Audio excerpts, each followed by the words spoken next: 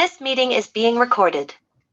Kia ora koutou, Jen Tyson here, and I have with me today another fantastic interviewee for our Stories from the Frontline. I've got Lucy Peddie here. So say hello, Lucy. Hi everyone.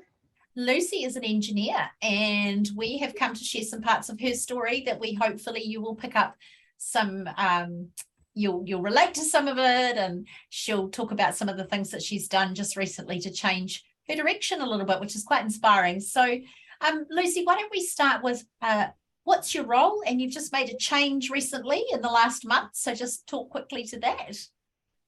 Hi everyone. As we said before, my name is Lucy and I'm a civil engineer. I used to work for one of the big companies in New Zealand as a project engineer. I've been in the industry almost 12 years. So I started like a graduate site engineer, project engineer. And now recently I have made a change of direction of my career. So I'm working in a consultancy as a civil engineer as well. Awesome. And we're going to get into a little bit of the stuff about why you changed, what makes up a little bit of your story.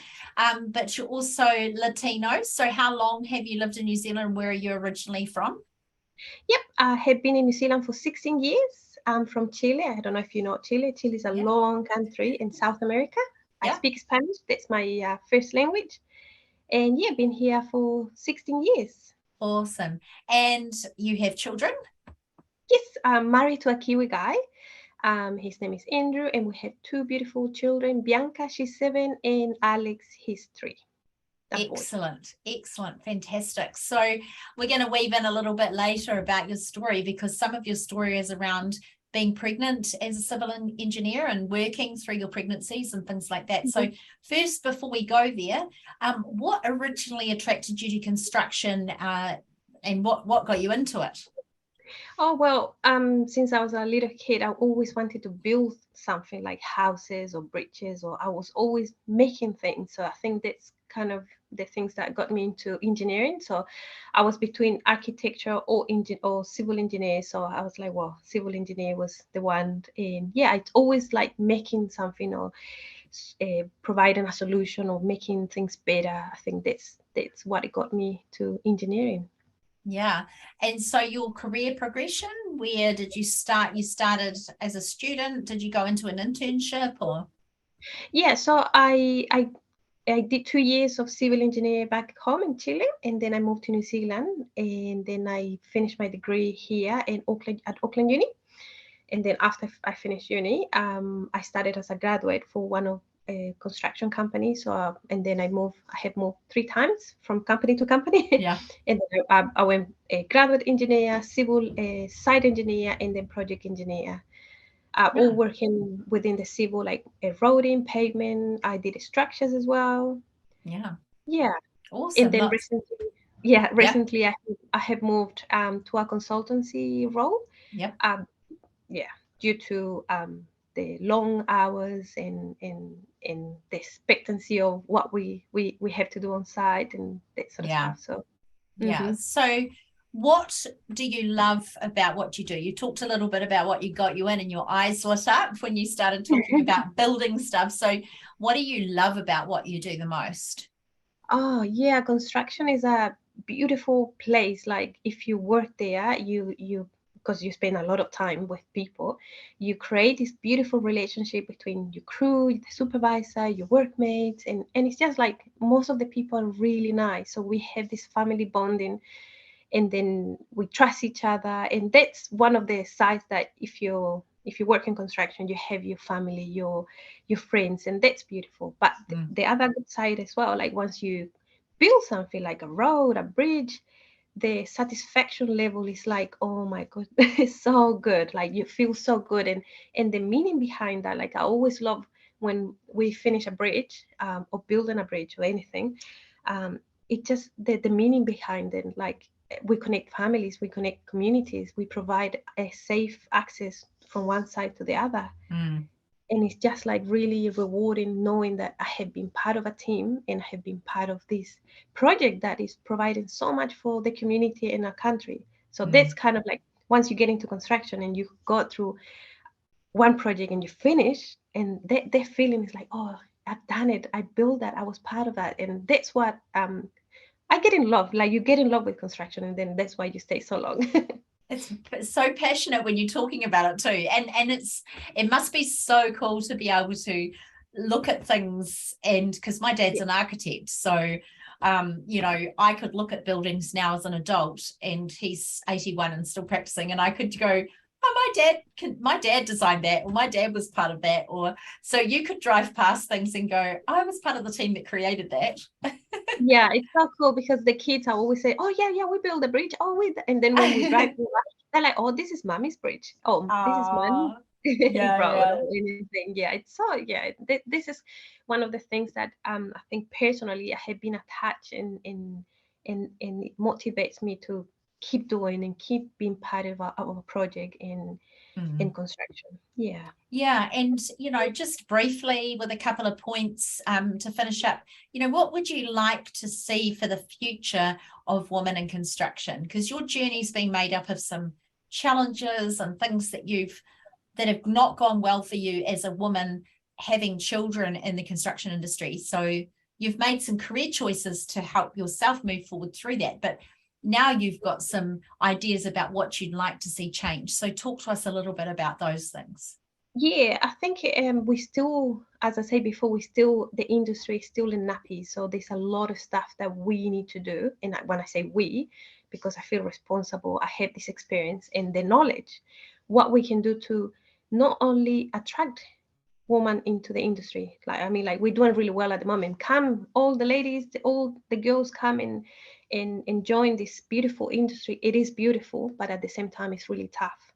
So what I would like to see in the future, support from companies, understanding what we need to be bringing these beautiful ladies into the workforce, like supporting them through pregnancy. I was pregnant and I worked till 10 days before I had the babies, the two babies that I had. Sometime I had, like the first pregnancy, I didn't have much support, but the second pregnancy, I had a different manager and it was just like another game. So that kind of support, like it's not just like if I was lucky, I'll have a good manager, but if I wasn't, and so we need to make a good policy for all the companies to provide good support, do policies to retain women, not just like bring them here, but we do have more. We are useful. We can still work. Not because we have kids, it doesn't mean we can't do the work. Maybe I can't do more than 10, 12, 14 hours, how others can do, but we still reduce the time, but we can still make an impact into the project. And that's what companies need to look as an investment, as an asset.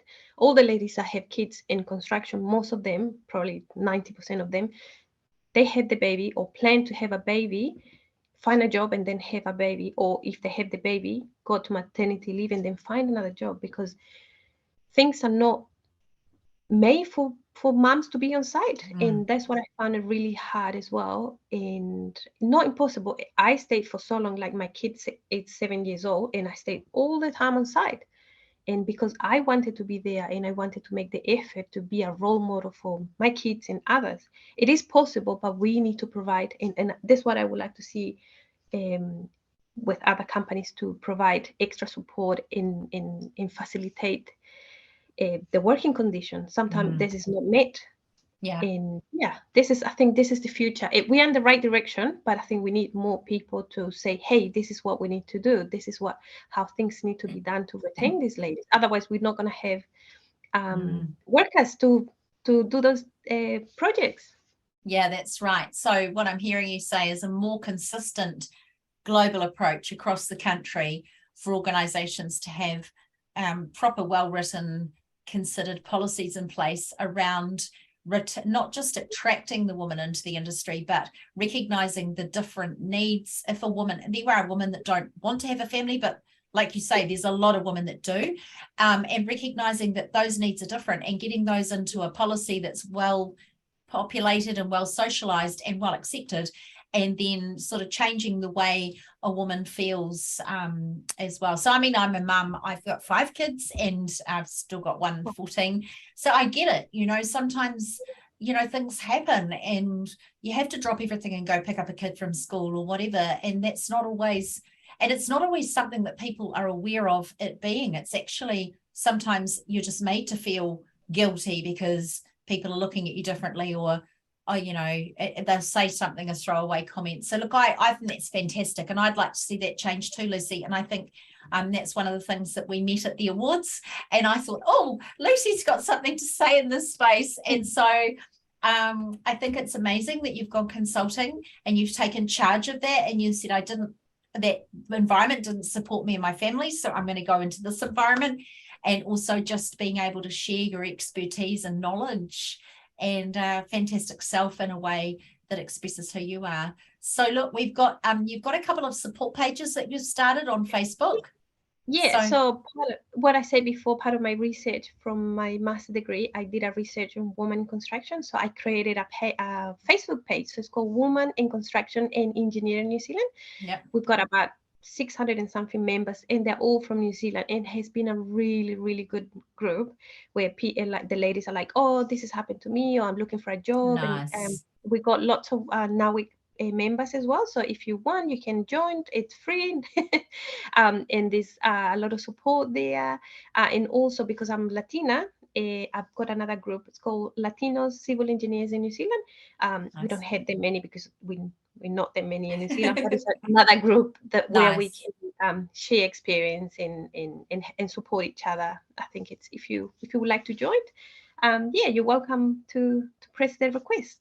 Fantastic. So what I'll do is I'll share those links below this video in the YouTube for you to share. And also just remember, those who are listening, we also have our NAWIC members community page, which is a private group just for NAWIC members to also share ideas and things like that. So I'll make sure that the 3 links are below and we can share those with anybody. But I think it's wonderful. And if you want to get in touch with Lucy and just hear more of her story, or share some ideas, or pick her brains, or share your story with her, I'm sure she'd love to contact you through those pages and through the NAWIC membership as well. So yeah, thanks for listening to us today, and we hope you've taken away something, and we hope that you've been inspired by yet another YouTube story. Thanks for sharing, Lucy.